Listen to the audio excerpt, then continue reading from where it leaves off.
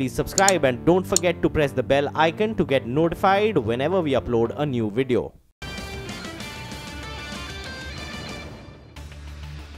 Hello and welcome. You're watching Business Lunch. I'm Nisha Podar and with me as always is Sonia Shenoy. Sonia, good afternoon. What a weekday of markets today. What a bad start to this fresh new week. Take a look at the markets at this point and it's all a sea of red. Sensex is down more than 0.5%. Nifty is down 0.8% as we speak, and the bank Nifty is down 1%, and the one pocket which is really taking the biggest knock is the mid-cap space, Sonia. Oh, absolutely. Look at the market breadth, right? 1:7 now in favor of the declines.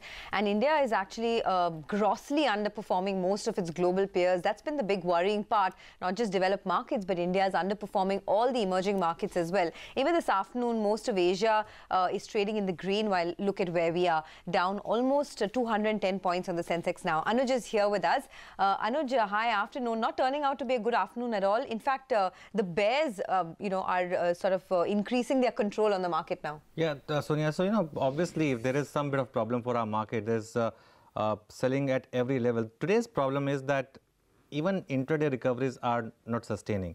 So that way, the problem is that this is a bit domestic in nature. Right now, our market is the worst performing market. If you take a look at year to date, and if you compare, say, MSCI, of course, MSCI India would have the currency angle as well, but that's down about 6.5%, while MSCI Asia Japan is up 4%. Emerging market index is up about 4.7% thereabouts. So obviously, there's some selling pressure. The mid-cap underperformance today is essentially because the market did not support the 200-day moving average. Over the last 2 weeks, the sense was that since the 200-day moving average was holding on, in that case, perhaps the downside was capped, and that's why the mid-caps were doing well. And that's actually my big worry now. If there has to be a second round of decline now, which say takes Nifty, now that we have broken 200-day moving average fairly decisively, if that is the case and they're selling by institutions, in that case, portfolios would start to, hurt a bit. And that is going to lead to a bigger decline in the mid caps. That actually is my worry, Sonia, because as you see, the advanced decline is at about 1:6 right now. So if the index has to go sub 10,000, we are only 120 points from here. That would lead to damage in the mid cap. So far, Anuj, the fall has been very drip by drip, right? Yes. It's not been in one fell swoop. But now that we've broken the 200 DMA, and if we close below that today, is that your fear that we could see a bigger fall? Remember we were talking about this to Ramdev as well, and he said, it looks like a death by many cuts this year. It's a death by 1,000 cuts. 1,000 cuts. It's a slow and pain. This is what the bulls don't like. It's okay if in one move you fall about 10-15% and you move on. The fact that it's just slow, continuous, and every attempt at rally is being sold into, that is the worry. Look, this could well be an opportunity. Right now, the market's got an added risk. The market does not love uncertainty. The market's got an added risk. The market could well be wrong, as Ruchir also pointed out in terms of politics, and it could all be just noise. But right now, the noise is there, and the market is pricing that in. So that is why. And of course, the global run as well is different from 2017. In 2017, we had a one-way rally in the global market as well. That's not the case. If that was the case, at least you could have been this big fall would have been prevented. Yes. But right now it's a bit of a double whammy. In that, of course, India is underperforming clearly. And as we were discussing earlier as well, right, a lot of the excesses of last year also being corrected. So that's another thing. Oh yes, definitely. And especially in the mid caps and small caps, mid caps and small caps can easily fall 15-20% and still be in a bull market which is just correcting excesses. So that point is truly taken, sir. All right, Anuj, thanks for stopping by and explaining the big market fall to us. But in key global triggers, all eyes are now on the Federal Reserve. The two-day FOMC meeting starts tomorrow, and this will be Jerome Powell's first conference, remember, as the new Fed chair. The Fed Reserve is likely to hike interest rates. In other cues to watch, tariffs on steel and aluminum imports are expected to come into effect in the coming weeks. And in other news, anti-H1B posters have been plastered in the heart of Silicon Valley's train network right before visa filing season starts in the US. And over the weekend, remember, a host of important political, economic, sports and entertainment leaders gathered at Network 18's India Rising Summit. Ruchir Sharma of Morgan Stanley Investment Management, who spoke to Shireen Bhan, says that importance of politics on Indian economy and markets is exaggerated. Last year, 7,000 millionaires left this country, the largest number in recent times. The year before that, it was 4,000. So the number is going up of the number of millionaires leaving this country. Foreign investment is important, but it's really domestic sort of participation, domestic investors who sort of make a nation going forward. So I think that, to me, this has to be really sort of looked into, that why are so many millionaires leaving this country? And if you're happy about it because you think this is part of the anti-corruption drive, fair enough. But when the number is the highest in the world, at least as a share of total millionaires leaving the country, that should be a cause for concern. The importance of politics in the Indian context is way exaggerated. So I love following politics. I travel every time there's a major election in India. I spend a week traveling with a band of people to figure out what really is happening in that election. It's fascinating. But one thing I've learned over the years is that do not draw any inference from the election results on what's going to happen to the economy or to the markets. And the markets is very interesting. That we think of markets as this sort of very efficient beast. The markets have always been, the Indian market has always been wrong, at least initially, about the politics. Okay, do remember to catch that entire conversation at 6 p.m. and 9:30 p.m. today, only on CNBC TV18. But also at the India Rising Summit, Lata Venkatesh caught up with the Nobel Prize-winning economist Paul Krugman, who says that China needs to make a big transition and adjust to the changing times. Take a look, and we'll be back after a short break. Stay with us. We need a China that is a reliable partner, and one-man rule is not how you get reliable partners. You never know what may enter that man's mind. And so this is a bad thing. China needs to make a big transition, too. China cannot continue to do its economy the way it did. There are things you can do when you have a huge reserve of underemployed peasants that you can put to work and you can grow at 9 or 10% a year. You can't keep on doing that. You need to adjust. You need to become more mature. Modi is clearly a smart guy and a forceful guy, and his economic policy, while it has included some odd things like demonetization, has clearly, on the whole, been an intelligent one. Some things about Modi disturb me. He's a Hindu nationalist. He's in some ways comes across as conservative on issues where I think we need more openness. On the other hand, he's shown himself to be a reasonably innovative, effective economic leader, willing to do stuff. It makes significant investments, especially on behalf of the rural poor.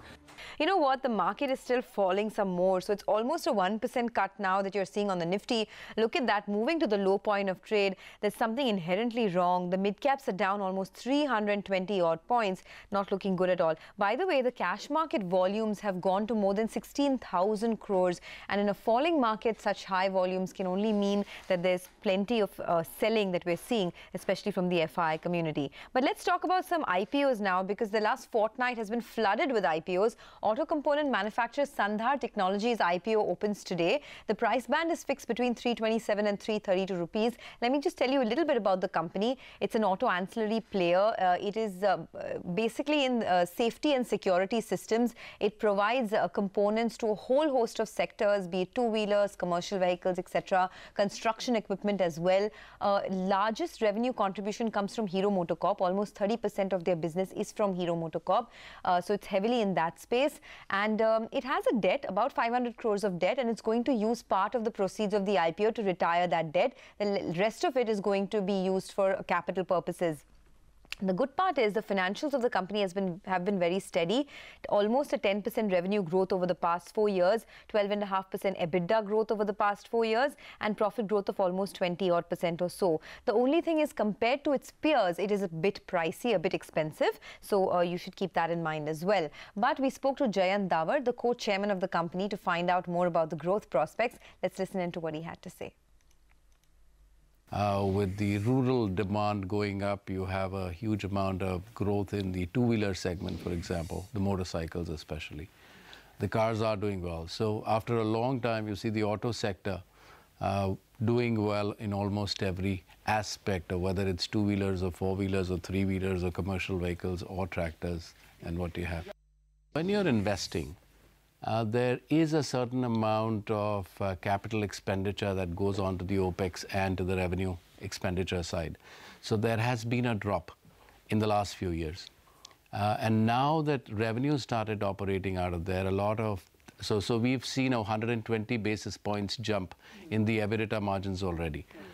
Typically, one would expect that with losses now going down even further from those ingraining companies, one would see that number should ideally go up in the future.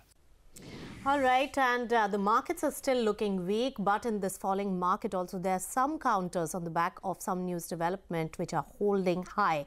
Naveen is getting us a whole list including Shilpa Medicare, Ashoka Buildcon and many more. Tell us. Well, Nisha, a lot of these stocks have been buzzing on the back of the order wins. Remember, we are at the fag end of Q4. This is where the NHAI generally doles out a lot of orders, and that is what is clearly happening. So we have the likes of Ashoka Buildcon, which has won an order worth around 1,700 crore rupees in the state of Gujarat by NHAI. Also, PNC Infra around 1,200 crores is what it has been declared as an L1 for order in their core market, that is UP. On the other hand, Sadbhav Infra has also won an order worth around 1,300 crores in the Gujarat belt itself. Shilpa Medicare is another stock which is in focus. In fact, up more than 4% the last time I checked. The reason being that the US FDA has issued an EIR with a voluntary action indicated status. What this exactly means is it's kind of an all clear for its Telangana plant. So that comes as a shot in the arm for the company, and that is the reason why the stock is up in trade today. Also, Ester Industries stock is up almost 20% in the last 1 week, post the management meeting quite a few influential investors. Back to you. Okay, thanks a lot for that. We also spoke to Vishnukant Bhutada, the MD of Shilpa Medicare, who says that they have done about 32 filings and are also confident that the Raichur unit will get all the required clearances very soon. In fact, Shilpa Medicare, after having a really rough ride over the last few months, is one stock that's bucking the trend in trade today. So listen into what the management had to say. Totally, we have done 32 filings from this particular plant, including our customer filing. There were only 3 483s were there, and we submitted all our response. Soon, probably, we'll get that also clearance. Yeah, it was doing good. We are getting more and more market share in that particular molecule. Markets have been weak today. Now let's take some opinions on markets going as well. Let's get in a word from Ajay Srivastava of Dimension Corporate Finance Services on the top sectors and the stocks that he is bullish on. We are certainly buying large banks, private banks. We are certainly buying and decent quantities. It's not small amount. We are buying decent quantities of large banks because we believe that, if let's take this a step year forward with all the uncertainty and everything together, it's only going to help the large private banks. It's not going to take away from their value. So I think what we are seeing, a crisis in the PSU bank, is a godsend gift to the private banks today at this point of time. You can't not buy into those. So private banks, we're definitely buying. Hindustan Lever is in our stock. We're buying back Bata again. We had sold off. We're buying back Bata again. We got a lot of holdings in Britannia at this point of time. Beautifully positioned stock in our view. We have got holdings in Jubilant Foodwork. Yes, we got significant Jubilant Foodwork at this point in time.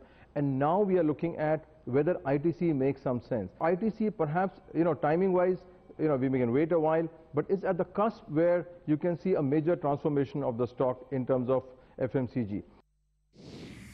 What I'm buying are the mid-cap stories in the defense which have large contracts with the defense companies. So I've not bought any of the large caps. We bought a lot of smaller companies which have got different kind of contracts with them, and whether it's training software, whether it is electronic software, whether it is communication systems, etc. These are the kind of companies we have put our money in because these are getting contracts regularly from the Ministry of Defense and the government and able to show sales as well. So these are not the multi-billion-dollar contracts which an L&T carries or Tata Power carries. These are smaller companies with smaller contracts, but they're all seeing orders now finally coming through. And we believe in the next 6 months, there'll be huge spend by the government. Okay, well, that's the word coming in from Ajay Srivastava of Dimensions Corp. But moving on, politics has taken center stage as Telangana Chairman, Chief Minister K. Chandrasekhar Rao is all set to meet West Bengal counterpart Mamata Banerjee in Kolkata today. Sources indicate a blueprint for firming up a third front for the upcoming general elections in 2019 is the primary agenda. Nitya Balakrishnan joins us now with the latest details. Nitya, take us through the talking points of what this crucial meeting could entail.